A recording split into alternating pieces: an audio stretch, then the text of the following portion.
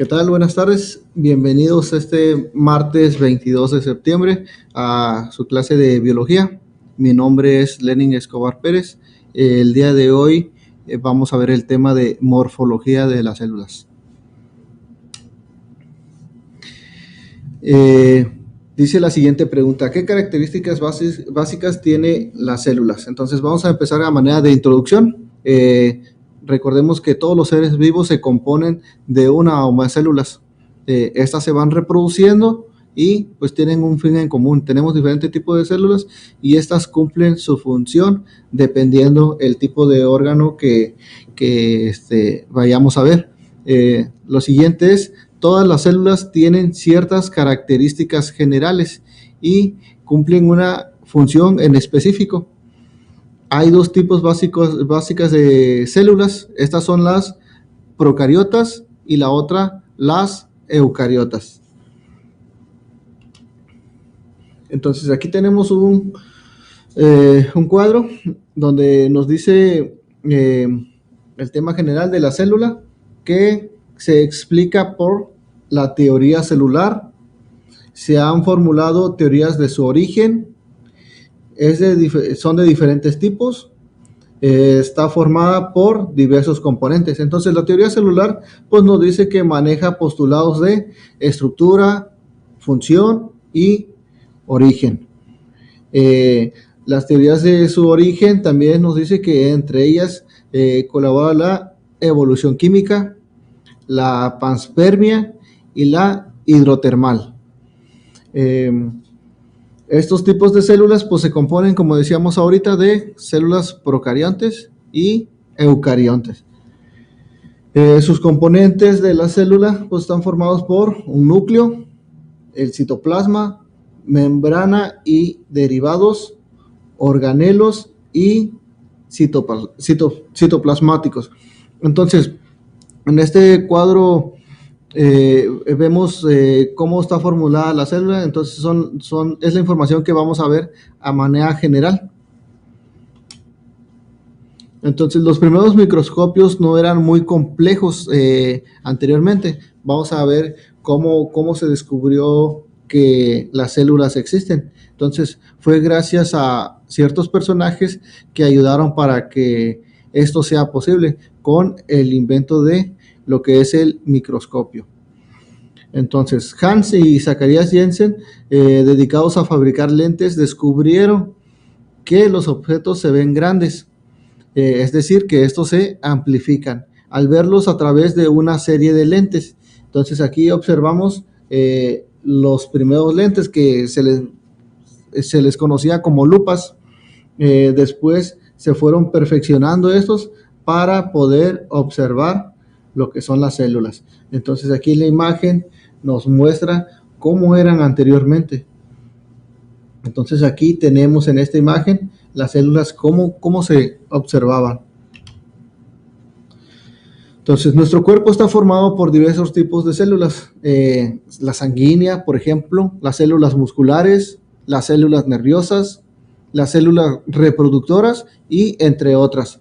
Entonces todos los organismos humanos son un enorme conjunto de células que trabajan en armonía para mantenernos con vida. Si nosotros aquí tenemos esta imagen de un glóbulo rojo, todas estas células pues van a tener una función y van a estar presentes en todo nuestro cuerpo y van a cumplir funciones en específico.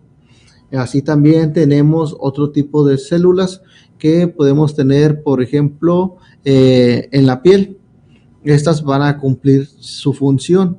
¿Cómo? Pues protegernos del medio ambiente, protegernos de la radiación solar, protegernos contra virus o bacterias. Entonces, cuando nosotros, por ejemplo, nos cortamos, estas células se van regenerando rápidamente para cerrar esas heridas y con ello para que no puedan infectarse, ¿no? Bloqueando así a bacterias o virus o hongos que nos pudieran causar algún daño o enfermedad. Entonces, nuestra vida misma se origina a partir de una célula, resultado de la unión de un óvulo y un espermatozoide. Entonces, cuando ocurre la fecundación, empieza lo que es el nuevo ser, el nuevo individuo a través de una célula, y esa célula se va reproduciendo hasta formar ese pequeño individuo. Esta se multiplica y las células resultantes se van diferenciando para dar lugar a cada uno de nuestros tejidos. Entonces, en el proceso de la gestación, donde el embrión empieza a desarrollarse, estas células pues van reproduciéndose, formando así tejidos y nuevos órganos. No solo los seres humanos, sino todos los seres vivos estamos formados por células, ya sea por animales, ya sea en plantas, bacterias y otros sinfín de organismos que van a estar conformados por lo que son las células. Lo más interesante es que una célula desarrolla todas las funciones de un ser vivo. Entonces, ¿cuál es su función de estas? Pues crecer, respirar y reproducirse. También estas células llegan a cierta edad o cierto tiempo donde cumplen su función, pero como estas se van reproduciendo, se van generando más, pues van cumpliendo la misma función. Entonces ciertas células pues mueren, pero detrás de ellas pues ya vienen otras. El conocimiento acerca de las células nació en la época de Anton van Leeuwenhoek, que es este personaje, donde podemos observar cómo está mirando una célula a través de un lente. Él descubrió un tallador de lentes, fue un holandés y construyó sus propios microscopios.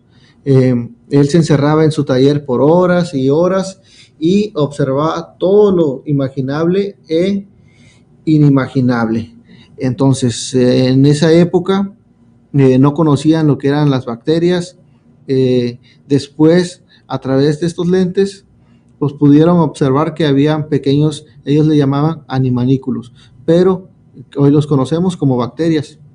Entonces, sus experimentos eran observar agua sucia, cabellos, esperma, sangre, insectos, pestañas, y pues estos observaban que habían microbios ahí. Los observaban, miraban que habían diferentes tipos de bacterias y pues las iban clasificando. Igual iban haciendo sus anotaciones y sus dibujos. Él registró todas sus observaciones en cuadernillos que después entregó a los miembros de la Sociedad Royal en Londres. Esta sociedad era un grupo de científicos. Entonces, una vez ellos haciendo sus experimentos, desarrollando toda su investigación, lo pasaban a este grupo, a esta sociedad, para que fueran revisados y hacerles observaciones. Entonces, es así como van haciendo esta ciencia. Entonces, no fue Leeuwenhoek quien le dio su nombre a la célula, ya que unos años antes, en 1665, Robert Hooke, al realizar finos cortes de corcho y observar las pequeñas celdillas que lo formaban, utilizó por primera vez este término para referirse a ellas. Entonces, aquí vemos que Robert Hooke pues, fue parte esencial para el descubrimiento de las células. Entonces, él tomó un pedazo de corcho de un árbol y lo observó con una lupa y miró pequeñas celdillas. En ese momento él le llamó celdillas, lo que hoy conocemos como células. Entonces las observó, después fue y tomó una hoja de un árbol, miró que también tenía pequeñas celdillas. No obstante, no se quedó quieto y tomó el tejido de piel humana y lo observó en esa lupa. Descubrió que también tenía celdillas. Entonces fue relacionando todo esto y pues descubrió pues, que todos los seres vivos estaban compuestos por células. Entonces, a partir de los descubrimientos de Leeuwenhoek, otros científicos fueron haciendo observaciones y descubrimientos relacionados con las células. Entonces, hay unos que se dedicaban a investigar en tal área, otros en otra área, y todos fueron relacionando estos conocimientos. En 1691, el anatomista y biólogo italiano Marcello Malpighi observó los vasos capilares y los tejidos formados por células. Entonces, cada vez hacían más descubrimientos y veían que no todas las células son iguales. Entonces, comenzó a integrarse en el siglo XIX, unos 200 años después de su descubrimiento. En 1831, el botánico escocés Robert Brown, mientras estudiaba las hojas de las orquídeas, descubrió que sus células tenían una mancha oscura en su interior, a lo que nombró núcleo. Entonces, estos personajes fueron haciendo más descubrimientos y los microscopios los fueron mejorando con más aumento, mejor amplificación, y de esta manera vieron que no solamente las células era la unidad más pequeña que formaba la vida, sino que dentro de ella había un núcleo. Y lo mismo observaron en otros tejidos, en otros ejemplares, y pues se dieron a la tarea de ir investigando más. Entonces pasan los años y en 1835 el biólogo francés Félix Dujardin observó en organismos unicelulares una sustancia gelatinosa que les permitía desplazarse y la llamó sarcoda. Esta sustancia recibiría más adelante el nombre de protoplasma, que va a estar en el interior de las células. Entonces, las aportaciones más importantes referentes a las células se deben al botánico alemán Matthias Jacob y al zoólogo Theodor Schwann.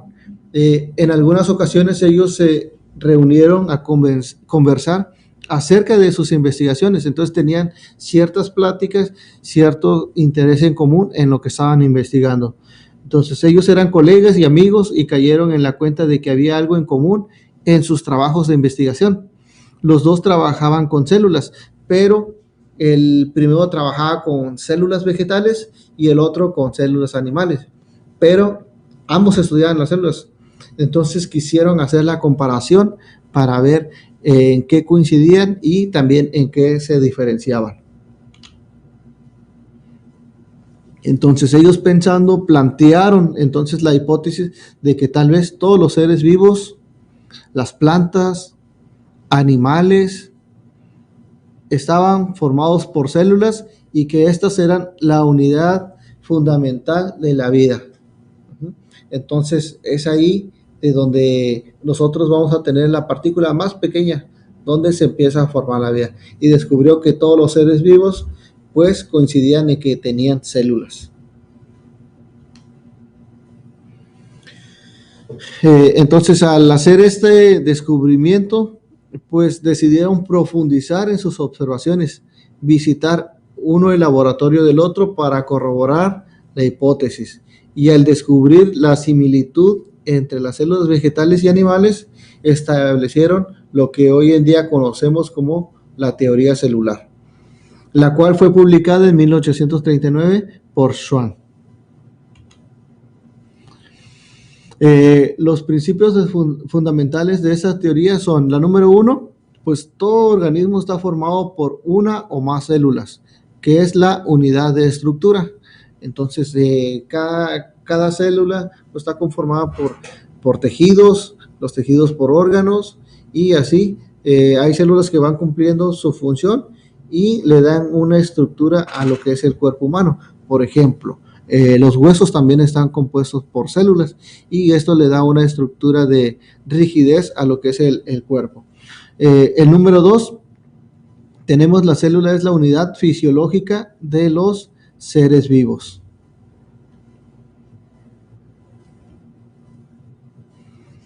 Posteriormente, en 1858, el médico alemán Rudolf le complementó con el tercer principio fundamental, que dice: toda célula proviene de otra célula preexistente, es decir, que vamos a tener una célula madre y esa pues va a estar generando más células hijas.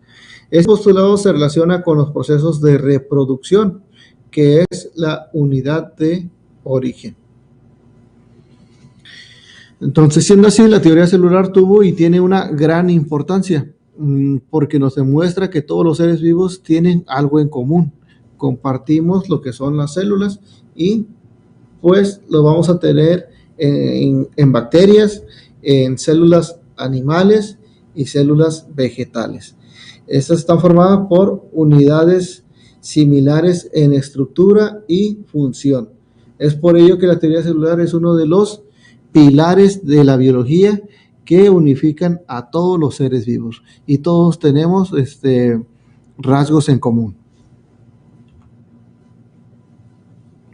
Actualmente los avances de la tecnología, el desarrollo de microscopios cada vez más potentes, más sofisticados y con técnicas de tinción nos han permitido descubrir los diferentes organelos que se encuentran dentro de la célula, conocer sus funciones, sus alcances y sus posibilidades.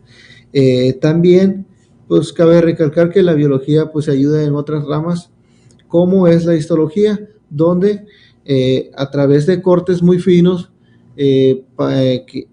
llevado a cabo por todo un proceso de tinción, podemos observar la diferenciación entre estas células.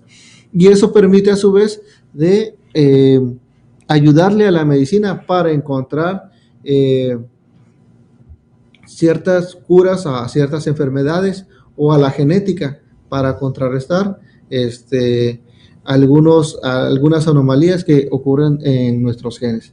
Entonces aquí vemos las imágenes, son tejidos con tinción donde se pueden observar las células, así como su estructura, cada una de sus partes, y pues esto nos permite pues ir avanzando cada vez en el campo de la medicina, de la genética y de la biología. Los postulados de la teoría celular nos señala que toda célula proviene de otra célula preexistente, como habíamos dicho anteriormente. Esto significa que la vida procede de la misma vida, de otro ser vivo. Sin embargo, ante esta afirmación surge la pregunta, ¿y de dónde surgió la primera célula? ¿Cuál fue el origen de la vida? Entonces, si recordarán, la teoría de la generación espontánea nos habla sobre que un organismo proviene de otro organismo. Anteriormente, hace cientos de años, pues la gente pensaba que los ratones, que las moscas se generaban de la basura.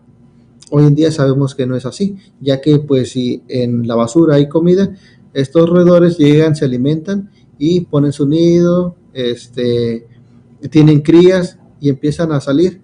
Entonces sabemos que vienen de otro organismo preexistente. Que entonces la teoría de la generación espontánea pues nos vino a ayudar para que esto pues tuviera validez, de que pues una célula proviene de otra célula preexistente. Entonces, todas estas discusiones quedaron resueltas cuando en 1862 el químico francés Louis Pasteur demostró con su matraz cuello de cisne que la vida solo proviene de la vida y que un caldo nutritivo no desarrolla microorganismos a menos que estos penetren desde el aire y se reproduzcan en él.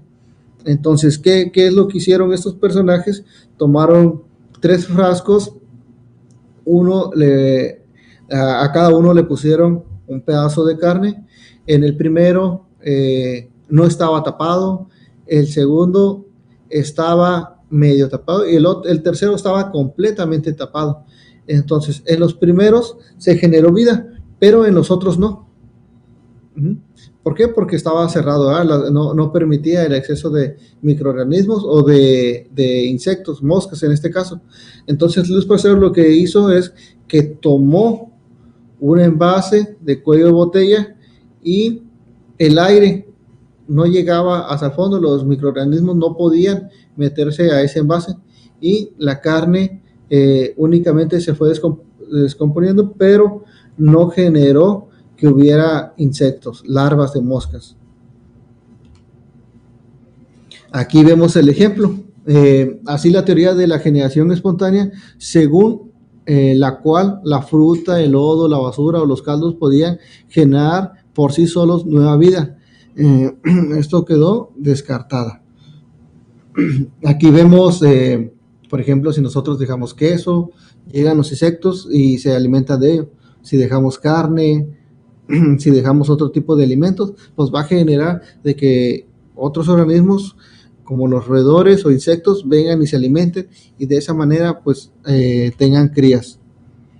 Entonces, este es el ejemplo que les acabo de mencionar, donde Louis Pasteur hizo este experimento del cuello de botella. Entonces, aquí invirtió lo que es el líquido o el caldo nutritivo. Aquí vemos que al prender el mechero, este matraz se empieza a calentar y pues empieza a ebullir y pues genera la evaporación. Aquí tenemos la entrada del aire.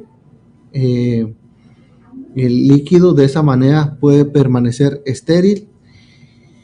Y aquí, por ejemplo, podemos cortar lo que es el cuello. Entonces, de esa manera, ahí sí se pueden penetrar lo que son los microorganismos. Pero básicamente ese fue el experimento de Louis Pasteur que le ayudó a decir que un ser viene de otro ser vivo.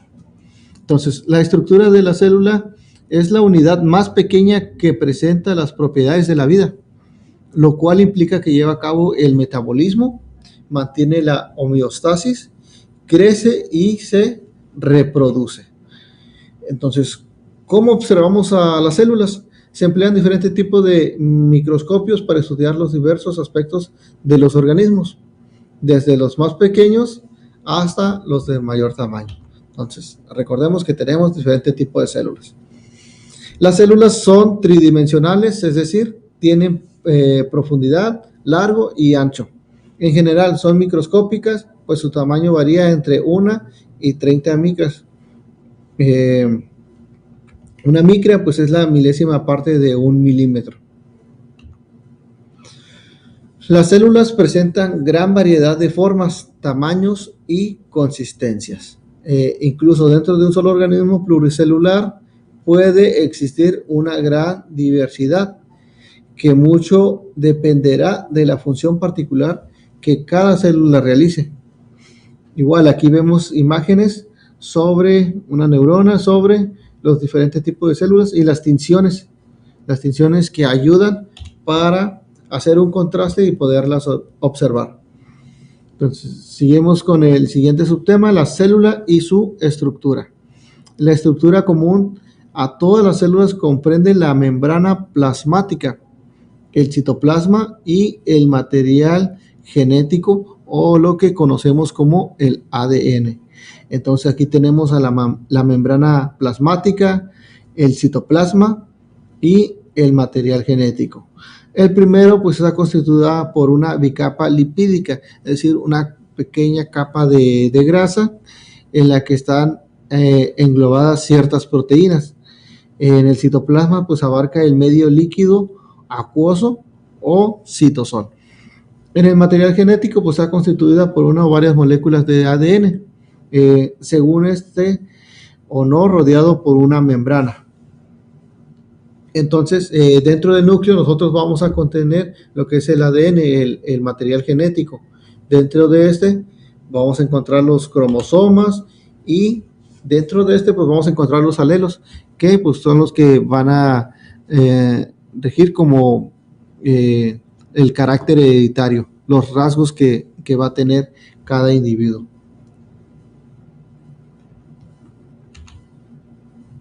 Aquí tenemos el núcleo.